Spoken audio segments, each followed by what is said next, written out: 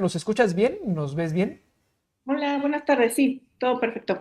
Ay, perfecto, muchísimas gracias. Muchas Saray, gracias. perdóname por no mencionar tu cargo, pero es que luego se me barren y los digo mal. Entonces, si podrías tú recordarnos cuál es tu cargo dentro de Fundar, te lo agradecería muchísimo. Claro. Yo soy coordinadora del programa de rendición de cuentas y combate a la corrupción en Fundar, Centro de Análisis e Investigación. Bueno, y estamos aquí para hablar de un tema bastante de moda, que es la extinción de de los organismos autónomos. Hace que estamos en el mes 11 y fue en el mes 2, hace como 9 meses, se había anunciado la desaparición de estos organismos y ahora parece que lo estamos viendo ya en una primera instancia como algo mucho más cercano.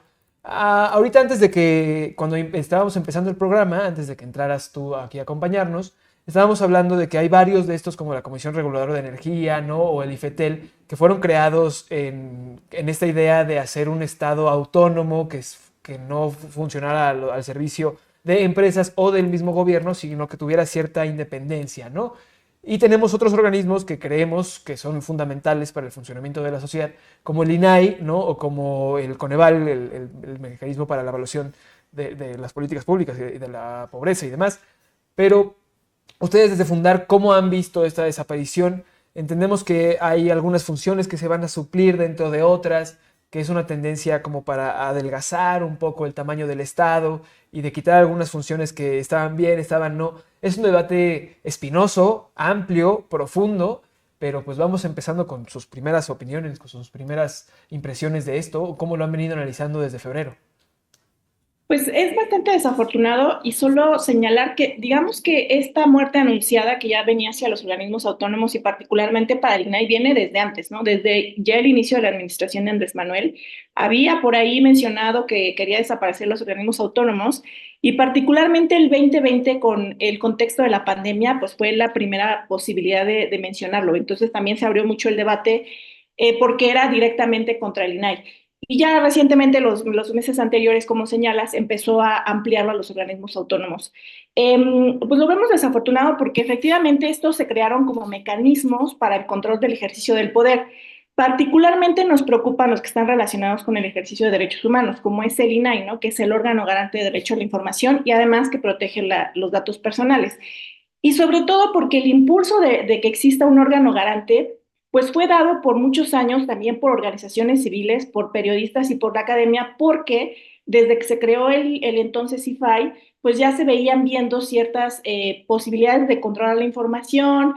Recordarán que en cada estado había distinto nivel del ejercicio de derecho a la información y para 2014, que fue la reforma constitucional que le dio vida al órgano garante como un órgano nacional constitucional vigilante, pues lo que se buscaba era justo disminuir estas brechas, que existiera un ente que pudiera vigilar el cumplimiento de una ley con altos estándares y que además fuera especializado, autónomo y que generara pues ciertas condiciones de exigibilidad a otros poderes, no solamente al organismo federal, sino incluso tener otras facultades más amplias que pudieran permear a nivel nacional. Entonces, bueno, pues sí, el hecho de que ahora estemos en esta condición en donde las funciones van a pasar a una Secretaría de Estado y además se elimina el contrapeso y sería la misma Secretaría de Estado la que va a calificar qué información te va a dar en caso de una inconformidad, pues es regresar a esos 20 años, porque ya ni siquiera va a ser un mecanismo autónomo o digamos medio separado, ¿no? Sino va a ser dentro de la misma instancia. Entonces, por ese lado, genera mucha suspicacia de realmente qué tanto hay un control de la información, qué tanto van a garantizar la transparencia, porque pues esta administración ha dicho que se va a garantizar la transparencia, que no nos preocupemos, pero bueno, no podemos basarnos solamente en dichos o en narrativas o en la confianza, porque pues sí es un hecho que además la Secretaría de la Función Pública y las instituciones de la administración pública son las que más reciben recursos de inconformidad por parte de la ciudadanía porque no entregan información completa o la reservan, ¿no? Particularmente, por ejemplo, Pemex, cuando se trata de contratos, es la que menos tiene información o la que menos entrega. La función pública, cuando es sobre el tema de responsabilidades administrativas, no entrega la información. Y entonces resulta bastante es poco creíble, ¿no? Que realmente se vaya a garantizar cuando se destruyó todo este andamiaje que se impulsó precisamente para que existieran estándares y que no dependiera de la discrecionalidad del gobierno determinar qué información nos van a dar y cuál no. Perfecto. Saray, preguntarte, ¿no?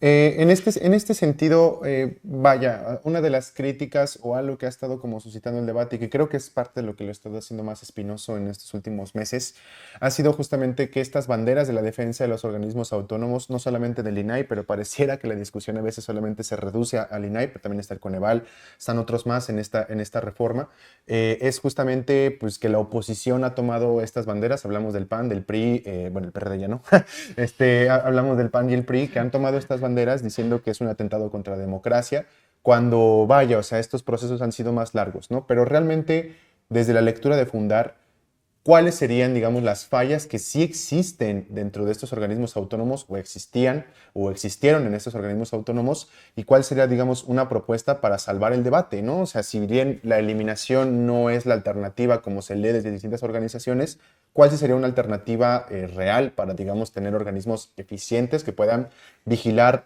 dotar de transparencia, entre otras cosas, ¿no?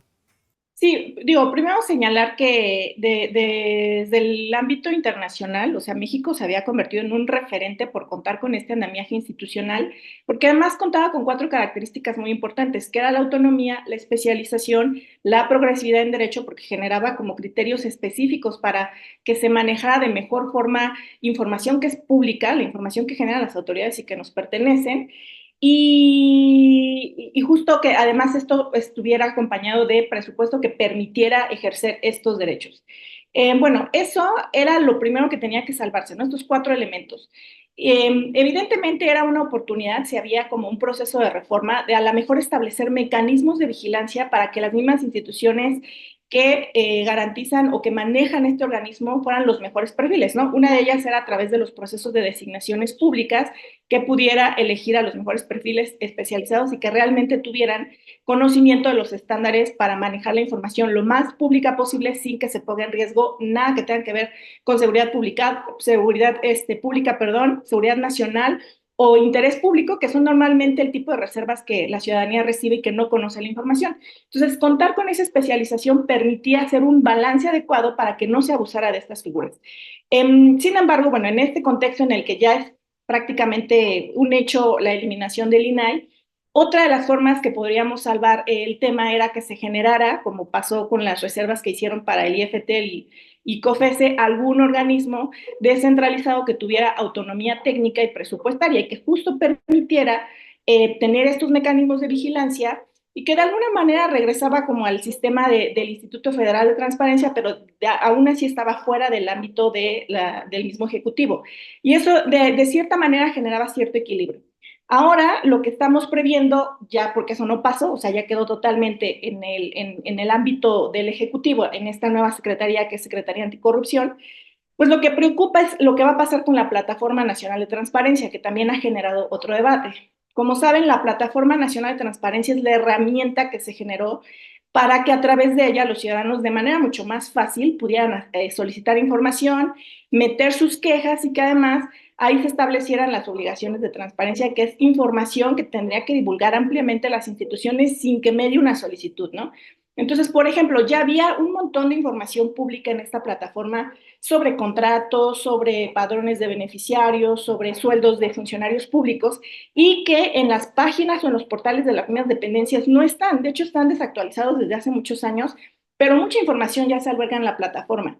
Y también daba la posibilidad que cualquier persona en el país pudiera hacer esta solicitud a través de esta herramienta, no solo a una entidad federal, sino a entidades federativas en los distintos poderes. Entonces, la plataforma alberga la información de las obligaciones de transparencia, pero también alberga información sobre las solicitudes que realizan los ciudadanos. Una vez que un ciudadano pide información adicional y esa información se responde, se resguarda y se vuelve pública para todos.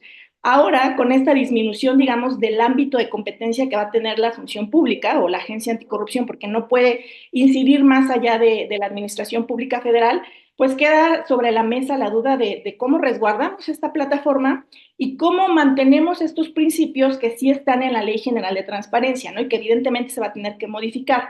No solo la plataforma, sino también, por ejemplo, que existe un mecanismo efectivo y sencillo para que los ciudadanos puedan interponer un recurso de revisión o que se sigan protegiendo estas, digamos que disposiciones que prohibían la reserva de información sobre casos relacionados por violaciones graves a derechos humanos o actos de corrupción. Eso está ahorita en el limbo, no sabemos qué va a pasar y la verdad es que preocupa bastante y creemos que, pues creo que el debate ahora tiene que concentrarse en cómo salvaguardamos estos principios y estas herramientas. ¿No? Bueno, es una pregunta un poco doble y un poco para ir cerrando también.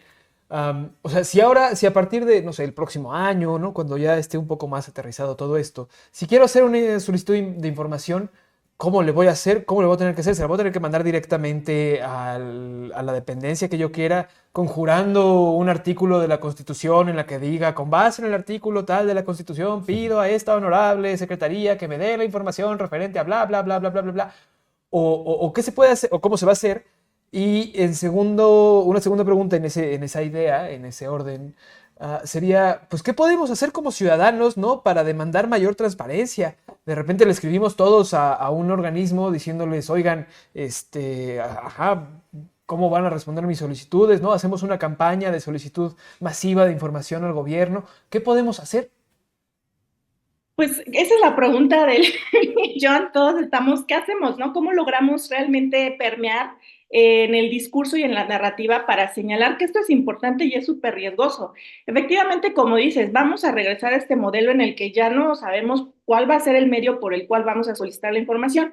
En teoría, digamos, porque la Ley General de Transparencia aún no se ha modificado y ahí viene todo un procedimiento sencillo. Todas las instituciones públicas deben de tener una unidad de transparencia a la cual los ciudadanos pueden preguntar directamente.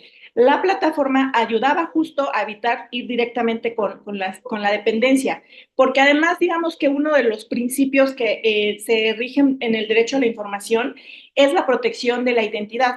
Cualquier persona o periodistas que están haciendo una investigación sobre actos de corrupción, porque además esto ayuda muchísimo a los periodistas en tener indicios de cómo investigar o fortalecer sus investigaciones, podían a través de la plataforma con un dato o un nombre o un correo falso acceder a esta información.